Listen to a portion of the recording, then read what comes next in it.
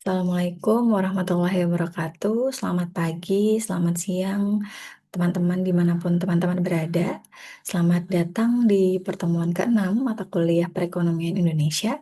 Dengan satu dan lain hal gitu ya, kita harus berjumpa melalui daring. Tetapi semoga dengan perjumpaan kita atau perjumpaan daring kita hari ini juga tidak menyurutkan semangat teman-teman untuk belajar gitu ya. Khususnya terkait mata kuliah atau hal-hal baru gitu ya mungkin teman-teman harus tahu di mata kuliah perekonomian Indonesia itu sendiri gitu ya. Nah, di pertemuan ke-6 ini gitu ya, Ibu akan sedikit banyak mungkin bercerita terkait perdagangan internasional gitu ya. Satu topik terkait perdagangan internasional yang tentu juga tidak kalah penting. Nanti kita juga akan belajar apa itu perdagangan internasional gitu ya. Kemudian kenapa negara-negara di dunia ini memutuskan untuk melakukan perdagangan secara internasional gitu ya. Oke, tanpa berpanjang lebar gitu ya, kita masuk saja ke topik terkait perdagangan internasional itu sendiri gitu ya. Tentu kalau kita bicara perdagangan internasional itu menjadi salah satu elemen yang cukup penting gitu ya, yang ada dalam proses globalisasi. Lagi-lagi kalau kita bicarakan terkait globalisasi itu kan pasti apa ya?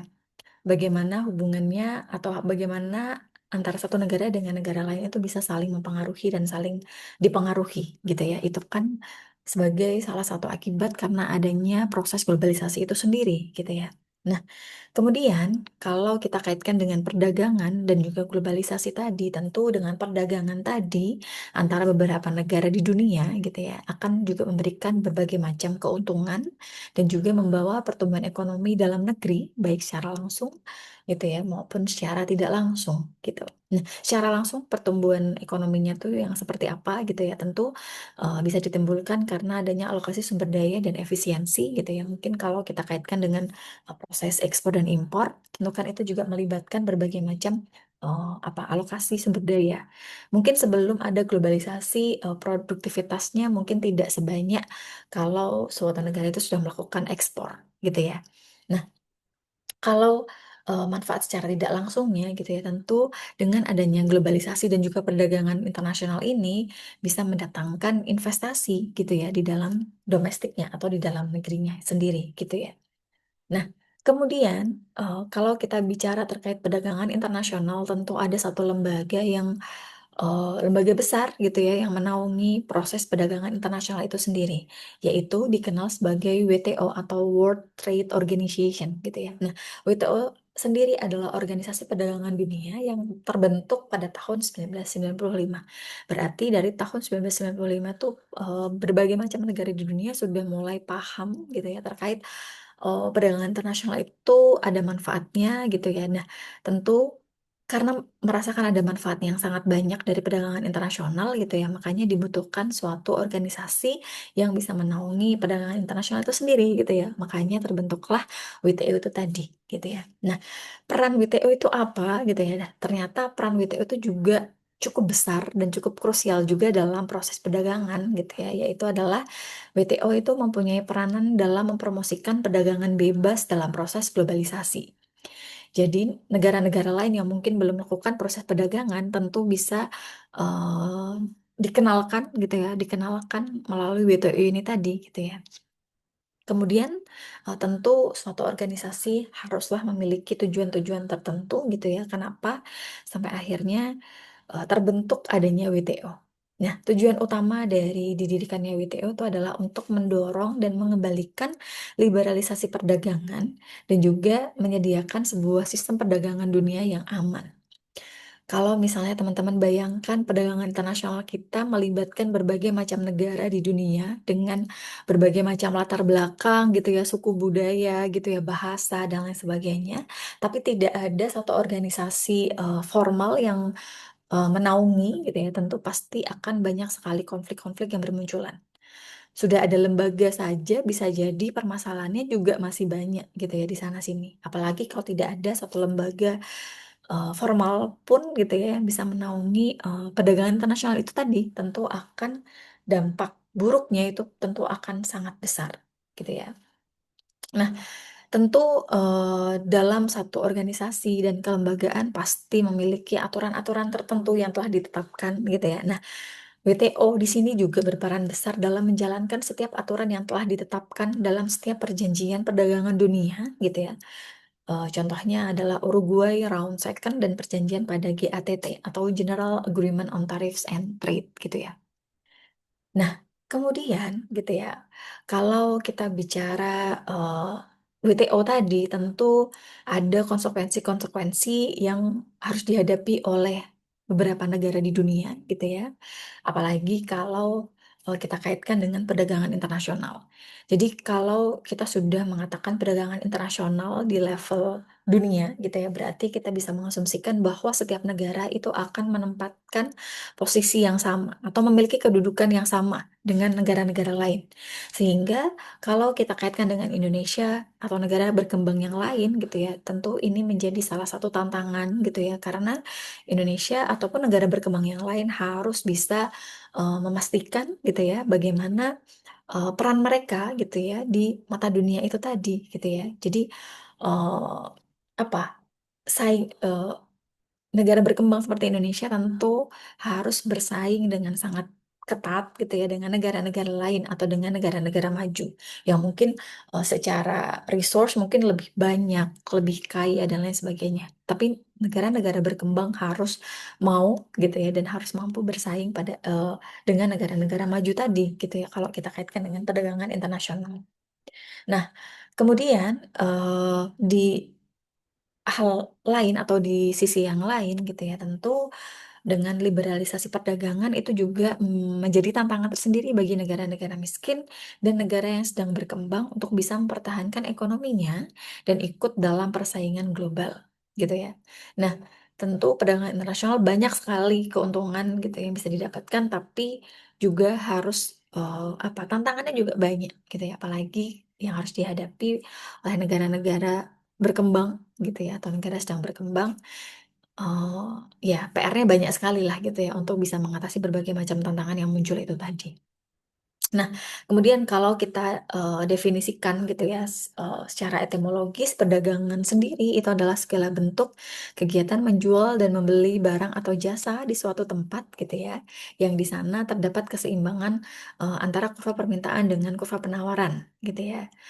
Eee ya itu tadi, kalau kita, artikan gitu ya bahwa perdagangan itu adalah proses kegiatan menjual dan juga membeli, yang di sana mempertemukan ya tadi antara 2 aktor tadi ya penjual dan juga pembeli, yang akan melakukan transaksi gitu ya, transaksinya apa, barang dan jasa tentunya gitu. Nah, kemudian kalau kita artikan internasional sendiri gitu ya, internasional itu berarti dunia yang luas dan juga global. Jadi, kalau bisa diartikan secara menyeluruh gitu ya, maka perdagangan internasional itu dapat diartikan sejumlah transaksi perdagangan gitu ya, yang terjadi di antara pembeli dan juga penjual yang melibatkan, negara yang lebih luas lagi gitu ya, antara satu negara dengan yang negara lain, tentu dengan tujuan adalah mencapai keuntungan yang maksimal bagi kedua belah pihak yang melakukan perdagangan tadi gitu ya. Jadi perdagangannya adalah tentu sama gitu ya, definisinya tentu, suatu proses bertemunya penjual dan pembeli, tetapi ini dalam skop yang lebih luas lagi, yaitu melibatkan aktor yang lebih luas lagi, gitu ya, antara negara-negara di dunia gitu. Nah, kemudian ada beberapa alasan penting kenapa negara-negara tadi harus melakukan perdagangan internasional. Yang pertama, perdagangan internasional itu menyangkut dua transaksi ketika dua negara saling melakukan ekspor dan juga impor yang saling menguntungkan. Tentu kalau kita bicara perdagangan internasional antar negara, tentu mereka akan saling melakukan pertukaran barang dan jasa tadi adalah pada sektor-sektor atau pada komoditas yang lebih menguntungkan gitu ya. Suatu negara itu pasti akan melakukan ekspor dan impor yang memang menguntungkan negaranya, gitu ya. Begitupun dengan negara lain, mereka juga masih membutuhkan negara lain untuk impor barang dan lain sebagainya, karena mungkin, satu komoditas itu kalau diproduksi di negara tersebut biayanya sangat mahal, sehingga perlu untuk melakukan impor dari, negara-negara lain di dunia, gitu ya. Kemudian alasan penting yang kedua, kenapa perdagangan internasional itu menjadi penting gitu ya, adalah karena dengan perdagangan internasional itu mampu memberikan keanekaragaman barang dan jasa. Atau kalau kita artikan diversifikasi produknya itu bisa menjadi sangat banyak gitu ya. Kalau teman-teman sering sekali mendapat mata kuliah gitu ya yang mengatakan bahwa begitu ada globalisasi, ada banyak hal positif gitu ya, tapi juga ada hal negatif di dalamnya. Salah satu hal positif yang didapatkan dari adanya globalisasi itu adalah masyarakat itu bisa memiliki atau bisa mendapatkan diversifikasi produk yang lebih banyak gitu. Jadi misalnya satu komoditas itu kan eh, jenisnya bisa banyak sekali gitu ya, karena mungkin produk asing yang masuk ke dalam negeri itu juga banyak dengan harga yang sama gitu ya, kualitas yang mungkin berbeda gitu ya. Nah, itu salah satu keuntungan yang bisa didapatkan kalau suatu negara itu melakukan perdagangan internasional. Kemudian perdagangan internasional itu juga ternyata mampu mendatangkan efisiensi. Nah, efisiensi di sini maksudnya adalah tentu suatu negara itu nanti ya akan kita bahas satu persatu juga, pasti negara akan memiliki keunggulan komparatif. Ada juga negara-negara yang memiliki keunggulan absolut pada komoditas-komoditas tertentu.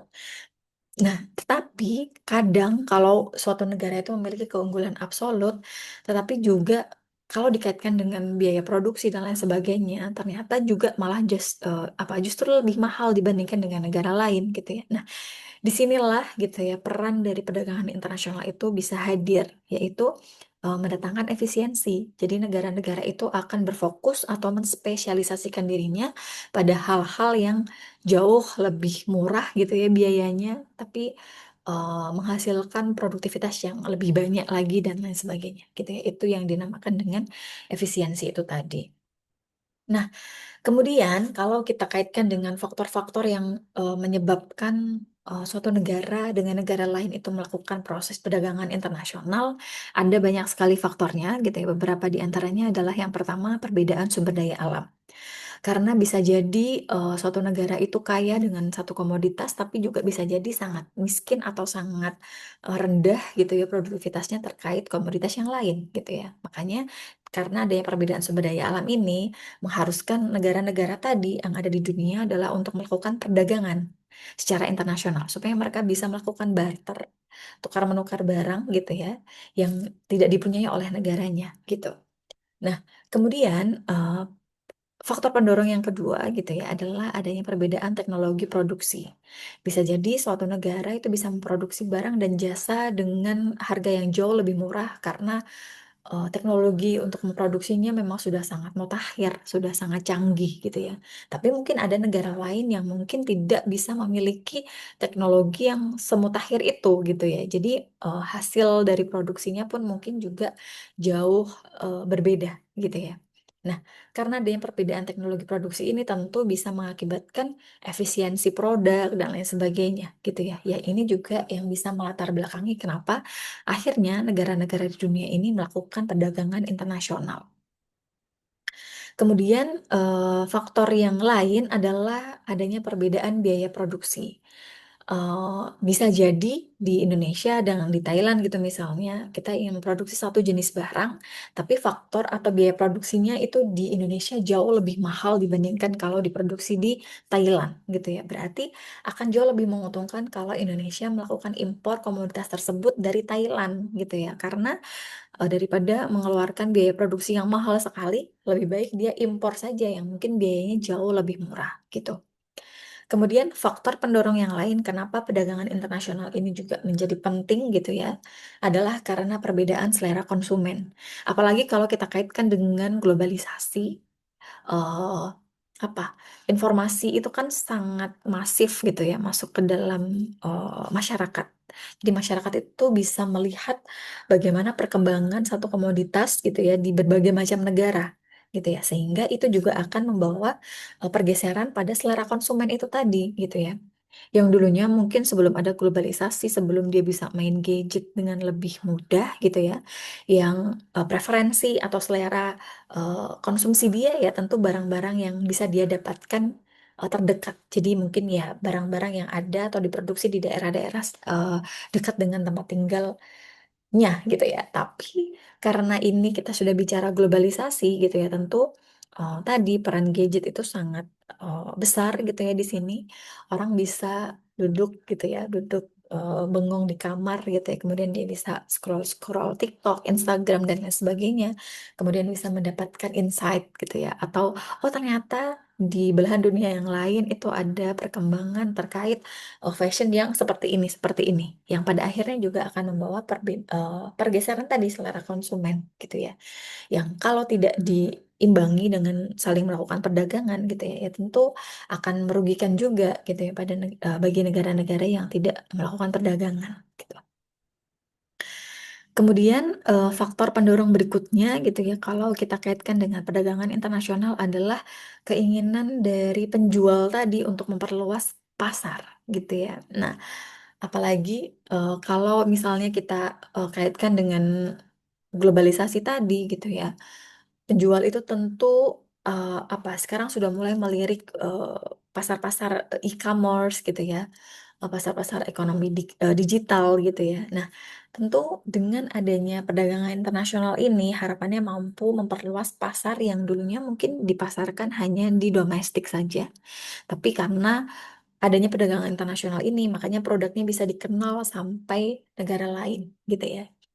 Nah, kemudian faktor pendorong yang lain karena adanya globalisasi ekonomi itu tadi gitu ya. Jadi proses globalisasi yang cukup masif ini gitu ya, yang akhirnya membawa perubahan-perubahan dari negara-negara yang ada di dunia ini untuk melihat gitu ya seberapa krusial mereka harus melakukan perdagangan secara lebih luas lagi gitu.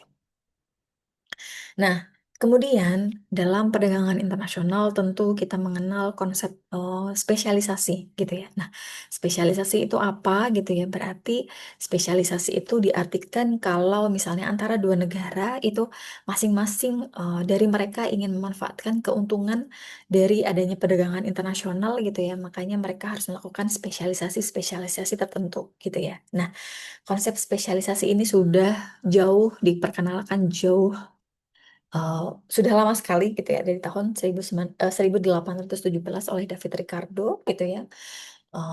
Konsep ini apa intinya adalah spesialisasi ini adalah setiap negara itu harus menspesialisasikan diri mereka gitu ya pada komoditas-komoditas yang dapat diproduksi secara efisien untuk diekspor ke negara lain gitu ya, atau diartikan dalam arti yang lain adalah negara-negara itu haruslah mengimpor komoditas-komoditas yang tidak dapat diproduksi secara efisien di negara tersebut gitu ya. Jadi konsep spesialisasi ini juga menjadi penting kalau kita kaitkan dengan efisiensi gitu ya. Karena tadi salah satu manfaatnya yang bisa dirasakan adalah negara itu mampu mendapatkan efisiensi gitu ya, atau mampu melakukan efisiensi dengan cara melakukan perdagangan internasional gitu ya. Nah, kemudian gitu ya, supaya lebih penjelasannya menjadi lebih mudah lagi dan teman-teman bisa menjadi lebih gampang dalam menangkapnya, ini Ibu sajikan di tabel satu itu ada batas kemungkinan produksi gitu ya. Jadi eh, ada dua negara gitu ya. Di dalamnya adalah negara Thailand dan juga Indonesia. Di sana kita bisa melihat bahwa kemampuan produksi beras di Thailand itu adalah mencapai 200 ton mungkin dalam bulan gitu ya. Dalam satu bulan Thailand mampu memproduksi 200 ton. Kemudian untuk komoditas yang lain yaitu semen, ternyata Thailand itu mampu memproduksi 100 ton dalam satu bulan gitu. Nah, kemudian kita melihat bagaimana kemungkinan produksi yang bisa dilakukan oleh Indonesia gitu ya. Nah, Indonesia untuk dua komoditas tersebut gitu ya, masing-masing bisa memproduksi sebanyak 80 ton gitu ya. Nah, kalau dari tabel yang Ibu sajikan berarti bisa dikatakan atau bisa disimpulkan bahwa Thailand ini memiliki keunggulan secara absolut gitu ya pada dua komoditas tersebut yaitu beras dan juga semen dibandingkan dengan Indonesia gitu. Nah, tetapi gitu ya, tetapi permasalahannya apakah dengan keunggulan absolut yang dimiliki oleh Thailand ini akhirnya membuat Thailand juga tidak mau melakukan perdagangan internasional gitu ya. Nah, tentu tidak gitu ya. Nanti akan Ibu jelaskan juga kenapa suatu negara itu tidaklah cukup untuk memiliki keunggulan absolut saja, tapi juga harus memiliki keunggulan komparatif. Nah, apa perbedaan keunggulan absolut dan juga keunggulan komparatif nanti akan Ibu jelaskan di slide berikutnya. Nah, kemudian kalau misalnya kita apa transform gitu ya dalam bentuk kurva gitu ya. Nah, yang sebelah kiri atau di gambar satu itu adalah kurva batas kemungkinan produksi di negara Thailand gitu ya. Jadi garis yang eh, apa tegak bukan tegak lurus ya, garis yang tebal gitu ya, yang garisnya tuh tebal itu adalah suatu negara kalau tidak melakukan perdagangan. Tapi kalau yang garis yang putus-putus itu adalah kemungkinan produksi suatu negara kalau dia melakukan perdagangan dengan negara lain gitu ya. Kemudian kalau di gambar dua adalah batas kemungkinan produksi yang ada di Indonesia. Lagi-lagi kalau garis lurus gitu ya, garis penuhnya gitu ya, garis tidak putus-putus itu adalah kalau Indonesia melakukan atau tidak melakukan perdagangan dengan negara lain gitu ya. Tapi kalau di garis putus-putus itu adalah kemungkinan produksi kalau Indonesia melakukan perdagangan dengan negara lain gitu. Nah, penjelasannya seperti apa gitu ya? Tentu tadi Ibu katakan suatu negara tidaklah apa harus berpuas diri dengan keunggulan absolut yang dia punya, tapi dia juga harus menghitung juga atau dia harus memperkirakan terkait keunggulan komparatif yang dipunya juga gitu ya.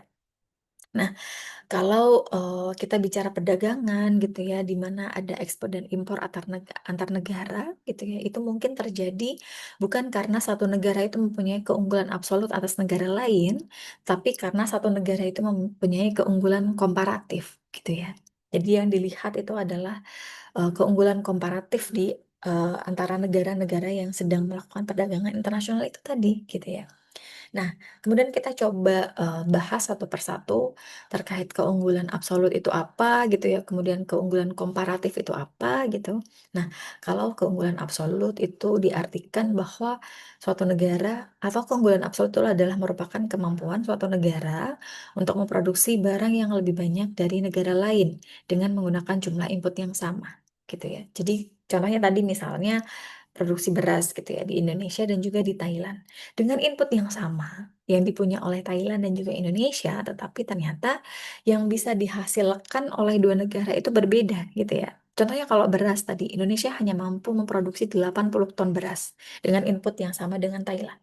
Tapi Thailand bisa menghasilkan 200 ton beras gitu ya. Inputnya sama-sama gitu ya. Berarti bisa dikatakan bahwa Thailand memiliki keunggulan absolut terhadap Indonesia gitu. Nah, oleh karenanya negara itu akan mengekspor barang yang dapat diproduksi lebih efisien dibandingkan dengan negara lain. Kemudian kalau kita kaitkan dengan keunggulan komparatif gitu ya. Nah, keunggulan komparatif ini apa? Keunggulan komparatif itu adalah kemampuan suatu negara untuk memproduksi barang dengan biaya kesempatan atau opportunity cost yang jauh lebih murah dibandingkan dengan negara lain gitu ya. Nah, negara akan mengekspor barang-barang yang memiliki biaya peluang lebih rendah dibandingkan dengan negara lain. Jadi, kalau suatu negara itu memiliki keunggulan komparatif yang lebih besar, tentu dia akan melakukan ekspor pada komoditas-komoditas yang lebih menguntungkan secara komparatif gitu ya, atau memiliki keunggulan komparatif itu tadi. Nah, kalau kita eh, coba ingat lagi tadi dari tabel, kemudian Ibu gambarkan dalam bentuk grafik gitu ya. Nah, kita bisa melihat bahwa kita bisa menghitung opportunity cost dari masing-masing komoditas tadi yang dihasilkan oleh Thailand dan juga Indonesia gitu ya. Sebagai contoh gitu ya, biaya kesempatan yang hilang atau opportunity cost for gone gitu ya. For gone itu berarti yang hilang, opportunity cost yang mungkin hilang. Jika Thailand itu hanya mengkhususkan diri atau menspesialisasikan dirinya untuk memproduksi semen saja dan tidak memproduksi beras gitu ya. Jadi misalnya Thailand eh, mencoba untuk menspesialisasikan dirinya untuk memproduksi semen saja, berarti ada biaya kesempatan yang hilang, yaitu 200 ton beras yang hilang karena Thailand memutuskan untuk menspesialisasikan dirinya memproduksi semen, gitu ya. Kalau dibandingkan berarti atau dihitung-hitung secara matematis gitu ya, tentu 1 ton semen tadi bernilai 2 ton beras gitu ya, karena 1 banding 2 gitu ya. Karena tadi ya, ada 200 ton biaya kesempatan yang mungkin hilang yang bisa didapatkan di Thailand karena Thailand memutuskan untuk menspesialisasikan dirinya untuk memproduksi semen itu tadi, gitu ya.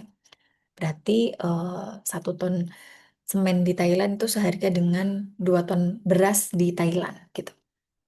Nah, kemudian kalau kita kaitkan dengan atau kita bandingkan dengan Indonesia, yang tadi Indonesia kan hanya mampu memproduksi 80 ton beras dan juga 80 ton semen. Nah, kalau dibandingkan ternyata perbandingannya adalah 80 dibanding 80 atau 1 banding 1 gitu ya. Berarti kalau misalnya Indonesia sama-sama ingin menspesialisasikan dirinya untuk memproduksi semen gitu ya, berarti 1 ton semen di Indonesia itu setara dengan 1 ton beras yang ada di Indonesia. Berarti bisa disimpulkan bahwa biaya kesempatan yang ada di Indonesia itu jauh lebih murah dibandingkan dengan yang ada di Thailand, gitu ya. Karena tadi ya, kalau di Thailand kan 1 ton semen tadi seharga dengan 2 ton beras. Sedangkan kalau di Indonesia 1 ton semen itu adalah setara dengan 1 ton beras, gitu ya. Berarti kan opportunity cost yang hilang, gitu ya, tentu akan lebih murah di atau lebih murah itu ada di Indonesia, gitu ya. Nah, kemudian karena tadi gitu ya, karena Indonesia tadi lebih murah gitu ya, lebih murah produksi semennya gitu ya, karena kalau mau memproduksi semen dia hanya kehilangan 1 ton beras gitu ya, sedangkan kalau di Thailand kalau ingin memproduksi 1 ton semen dia harus kehilangan 2 ton beras gitu ya. Nah, karena ini gitu ya, makanya akhirnya bisa disimpulkan bahwa Indonesia itu memiliki keunggulan komparatif terhadap Thailand di sektor semen. Karena produksi semennya itu jauh lebih murah kalau diproduksi di Indonesia dibandingkan kalau diproduksi di Thailand, gitu ya. Makanya Thailand harus apa menspesialisasikan dirinya di fokus pada beras saja gitu ya, yang jauh lebih menguntungkan. Kemudian dia memilih untuk melakukan impor semen dari Indonesia. Begitupun Indonesia gitu ya, Indonesia akan menspesialisasikan dirinya di semen gitu ya, kemudian melakukan impor di komoditas beras gitu. Nah, kemudian eh, ad- apa? Ada banyak juga gitu ya, selain dari opportunity cost yang mungkin hilang gitu ya, opportunity cost for gone tadi gitu ya. Kalau kita kaitkan dengan keunggulan komparatif, ada faktor-faktor lain yang juga mempengaruhi keunggulan komparatif antar negara, seperti pemasaran gitu ya. Misalnya di masing-masing negara gitu pasti memiliki tips dan trik dalam hal marketing atau pemasaran gitu ya. Bisa jadi pemasaran di Indonesia itu biayanya jauh lebih murah dibandingkan dengan negara-negara lain gitu ya. Atau juga malah sebaliknya, di negara lain mungkin bisa menekan biaya pemasaran itu jauh lebih murah gitu ya dibandingkan dengan Indonesia. Ataupun juga ada faktor lain seperti transportasi gitu ya. Dan lain-lain gitu ya yang juga bisa mempengaruhi proses spesialisasi antar negara itu tadi gitu ya. Jadi bukan hanya kita bicara opportunity cost yang jauh lebih murah, tapi tentu banyak sekali faktor-faktor yang juga ternyata mempengaruhi proses spesialisasi dari negara-negara tersebut gitu ya. Nah, kemudian, kalau kita bicara terkait perdagangan internasional, tentu tidak bisa lepas dari yang namanya problematika atau masalah-masalah yang mungkin dihadapi oleh negara-negara yang sedang melakukan perdagangan internasional itu tadi. Yang pertama adalah terkait proteksionisme, gitu ya. Nah, proteksionisme itu apa, gitu ya? Jadi, karena ini perdagangan internasional itu melibatkan banyak sekali negara, gitu ya. Tentu kalau tidak ada satu kebijakan proteksionisme tentu akan merugikan gitu ya atau akan menimbulkan dampak yang jauh lebih parah lagi gitu ya. Makanya masing-masing negara itu paham betul gitu ya bahwa ada dampak negatif yang mungkin ditimbulkan dari adanya perdagangan internasional gitu ya. Makanya harus dilakukan proteksionisme ini supaya eh, apa kerugiannya itu tidak lebih banyak gitu ya. Nah, kemudian proteksionisme ini bisa dalam bentuk misalnya penerapan tarif dan juga kuota gitu ya. Jadi, eh, Misalnya kalau mau melakukan impor di Indonesia harus, memenuhi apa, kuota-kuota tertentu gitu ya, atau kita hanya mengimpor sejumlah, tertentu gitu ya komoditasnya gitu ya. Berarti kita menetapkan, kuota terhadap komoditas yang ingin kita impor. Supaya apa? Ya supaya tadi produk-produk yang ada dalam negeri, produk-produk domestiknya juga tidak kalah saing dengan produk-produk impor. Bayangkan kalau tidak ada proteksionisme ini gitu ya, tidak ada tarif yang diberlakukan untuk proses ekspor dan impor, tentu akan banyak sekali barang-barang, luar negeri yang masuk ke dalam negeri gitu ya, yang tentu dampak negatifnya justru akan jauh lebih besar lagi gitu ya, karena negara-negara mungkin akan, mmm, semakin kesulitan dalam bersaing gitu ya, antara satu negara dengan negara lain gitu. Kemudian permasalahan yang kedua gitu ya, adanya exchange rate gitu ya, atau nilai tukar gitu ya, atau kurs gitu. Nah, ternyata kurs ini juga menjadi salah satu kendala dari perdagangan internasional itu tadi gitu ya. Belum lagi nanti kalau kursnya itu mengalami fluktuasi yang sedemikian rupa karena, kondisi perekonomian di negara-negaranya itu mungkin sedang bergejolak gitu ya, ada perang dan lain sebagainya, sehingga mengakibatkan nilai kursnya mungkin bisa berfluktuasi sedemikian rupa gitu ya. Kemudian ada juga mungkin, negara-negara gitu ya, negara-negara maju gitu ya, yang memang pengennya ya kalau misalnya dia, ekspor barang tertentu gitu ya, ya dihargai dengan kurs yang dia punya gitu ya, bukan oleh kurs negara lain dan lain sebagainya gitu ya. Tapi kan kalau kita bicara perdagangan internasional tentu harus ada satu nilai tukar yang memang diakui secara bersama-sama gitu ya, yang diakui secara internasional. Salah satunya adalah US dollar gitu ya. Kalau kita bicara terkait, ekspor dan impor itu adalah biayanya atau nilai tukarnya yang digunakan adalah nilai tukar, USD itu tadi gitu ya, karena USD dirasa lebih stabil gitu ya. Ya kalau dikaitkan dengan fluktuasi di dalam negeri ya tentu Indonesia dirugikan sekali kalau misalnya kurs kita mengacu pada USD gitu ya, karena kita apa, nilai tukar kita mengalami depresiasi yang sedemikian rupa, sedemikian parahnya gitu ya, bahkan sampai 16.000, 17.000 gitu ya. Tentu itu juga akan berdampak pada jumlah yang bisa kita, ekspor dan juga impor gitu ya. Kemudian perbedaan-perbedaan mata uang ini juga bisa, menimbulkan dampak yang jauh lebih besar kalau tidak dicarikan solusinya secara bersama-sama gitu ya. Jadi paling tidak ada 2 problem atau, masalah-masalah yang mungkin muncul, kalau suatu negara itu melakukan perdagangan internasional. Jadi yang pertama tadi adalah adanya proteksionisme dan yang kedua adalah, kurs atau nilai tukar itu sendiri gitu ya.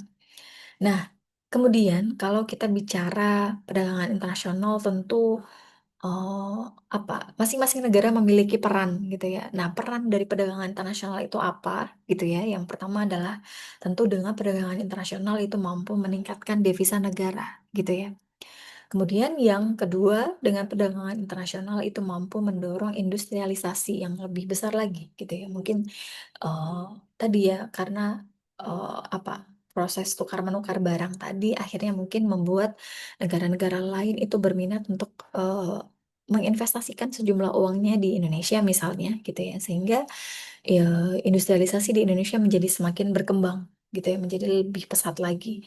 Nah, kalau industrialisasinya lebih pesat gitu ya, tentu akan, membawa peran perdagangan internasional yang ketiga, yaitu membuka lapangan pekerjaan yang jauh lebih besar lagi gitu ya. Kemudian, peran yang lain yang bisa didapatkan oleh negara-negara yang melakukan perdagangan internasional adalah mereka mampu memperluas pasar produk domestik gitu ya, yang dulunya mungkin produknya hanya dipasarkan secara domestik gitu ya, dalam negeri gitu ya, tapi begitu ada perdagangan internasional, dia bisa mengepakkan sayapnya menjadi lebih luas lagi gitu ya. Dia bisa mencoba peruntungan untuk menjual produk-produknya ke pasar-pasar yang lebih besar lagi dan lebih luas lagi. Yang tentu itu akan membawa, keuntungan secara, agregat gitu ya, yang jauh lebih besar dirasakan oleh negara-negara yang tadi melakukan perdagangan internasional gitu ya. Nah, Mungkin itu yang bisa Ibu sampaikan terkait perdagangan internasional gitu ya. Semoga, teman-teman bisa mengambil manfaat dari perkuliahan kita pada, hari ini gitu ya. Terima kasih teman-teman yang sudah meluangkan waktunya untuk menyimak perkuliahan Ibu. Kita bertemu lagi di pertemuan-pertemuan berikutnya. Sekian dari Ibu, kurang lebihnya mohon maaf. Wassalamualaikum warahmatullahi wabarakatuh.